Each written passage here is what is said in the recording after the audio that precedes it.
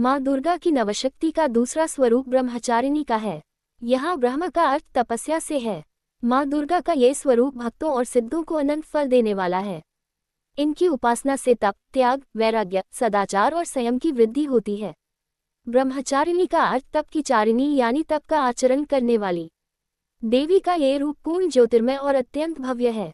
इस देवी के दाएं हाथ में जप की माला है और बाएं हाथ में ये कमंडल धारण किए हैं। पूर्वजन्म में इस देवी ने हिमालय के घर पुत्री रूप में जन्म लिया था और नारद जी के उपदेश से भगवान शंकर को पति रूप में प्राप्त करने के लिए घोर तपस्या की थी। इस कठिन तपस्या के कारण इन्हें तपश्चारिणी अर्थात ब्रह्मचारिणी नाम से अभिहित किया गया। 1000 वर्ष तक इन्होंने केवल फल फूल खाकर बिताए और 100 वर्षों तक केवल जमीन पर रहकर शाक पर निर्वाह किया। कुछ दिनों तक कठिन उपवास रखे और खुले आकाश के नीचे वर्षा और धूप के घोर कष्ट सहे। 3000 वर्षों तक टूटे हुए बिल्व पत्र खाए और भगवान शंकर की आराधना करती रहीं। इसके बाद तो उन्होंने सूखे बिल्व पत्र खाना भी छोड़ दिए।